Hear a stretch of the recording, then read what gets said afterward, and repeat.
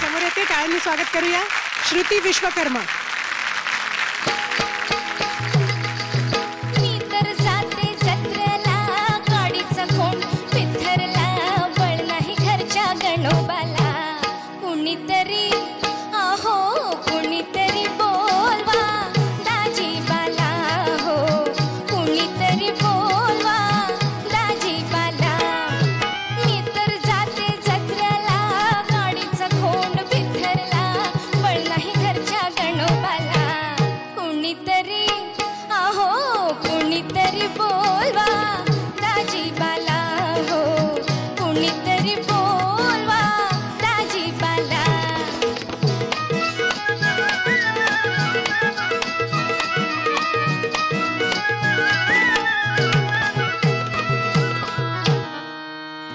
दाजीबासारखा दीर दुनियेमध्ये नाही.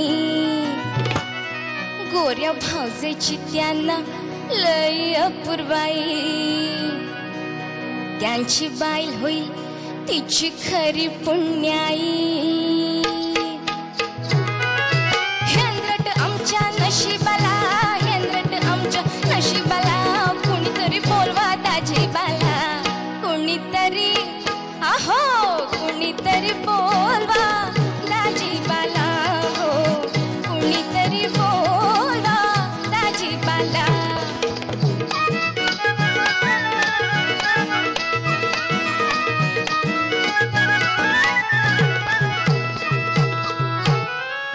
साच शिनगर केला ल्याले साखळ्या तोडे. ऐण्याची घातली चोळी अंतरीचे लुगडे. अशामध्ये असावे संगे दाजीबात तगडे.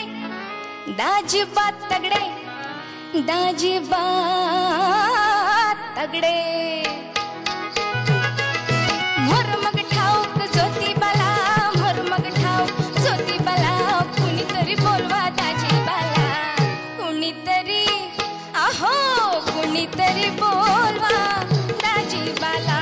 हो कुणीतरी बोलवा दाजीबाला. हो कुणीतरी बोलवा दाजीबाला. मस्त झालं श्रुती, थँक्यू. सुपर. म्हणजे एकदम असं म्हणते ना की जान आ गई, असं झालं एकदम तुझं गाणं ऐकून. Very nice. सलील, पहिल्यांदा असं वाटलं की तू जरा असे अस्थिर आहेस, पण नंतर तू खूपच छान एक्सप्रेशननी गायलीस. आणि सगळ्यात महत्वाचं म्हणजे तू जरा स्वतःच्या बाहेर येऊन गायलीस. असं ते खूप कोंडून घेऊन गायली नाहीस, म्हणून ते गाणं जास्त पोचलं. पण मला असं वाटतं तरी की अजून सुरेल आणि अजून जागा परफेक्ट येऊ शकल्या असत्या. नंतर तू सेटल झालीस गाण्यामध्ये. पण हे फार महत्वाचं आहे की सुरुवातीला अस्थिर झाल्यानंतर नंतर सेटल होणं, आणि ते तू केलंस. पण तुझ्या इतकीच दाद आमचा मित्र जो अनेक माझ्या पण गाण्यामध्ये ज्यांनी वाजवले, माझं भाग्य आहे. त्या कृष्णासाठी आपण एकदा टाळ्या द्यायलाच हव्या. कृष्णाचं एवढं कौतुक ऐकलंय की आपण एक 2 मिनिटाचा सोलो नंतर ऐकायची माझी इच्छा आहे, जर का तुमची हरकत नसेल तर. जरूर जरूर जरूर.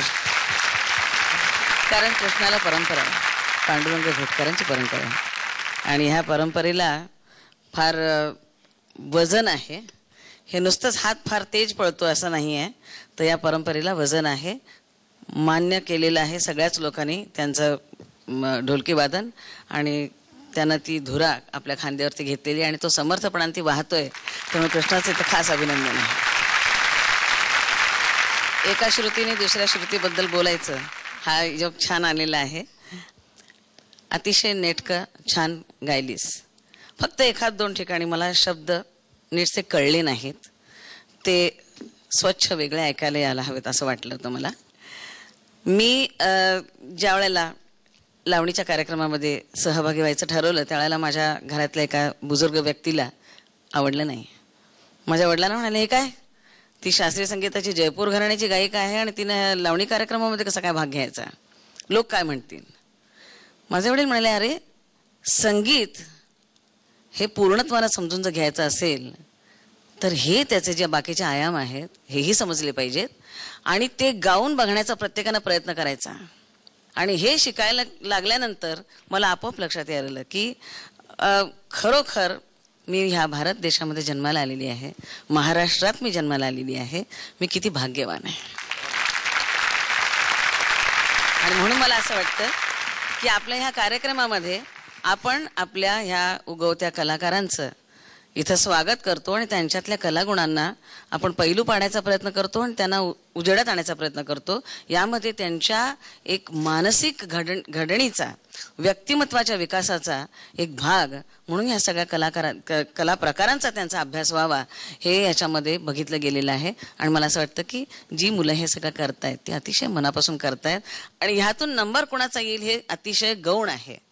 पण हे सगळे कला प्रकार आपल्याला हाताळायला मिळत आहेत, ते करून बघण्यासाठी आपल्याला त्याच्यावरती मेहनत करायला मिळते आहे. हा तुमच्या दृष्टीने भाग्याचा योग आहे. एक नंबर गाणं बघा. हा, खटक्यावर बोट जाग्यावर पलटी, काटा किर नाद खुळा गायला तुम्ही. बास, अजून जास्त काय बोलाय ना आम्हाला. बेस्ट, एक नंबर. अरे ते सोलोचं काय आमच्या तेवढं बोला की, तेवढंच सांगा, झालं आम्हाला मजा आली. बाकी येस येस. सो पुढच्या गाण्यासाठी तुला ऑल द बेस्ट. आणखीन मस्त होऊ दे पुढचंही गाणं. सारेगामापा, आई गया, सारेगामापा.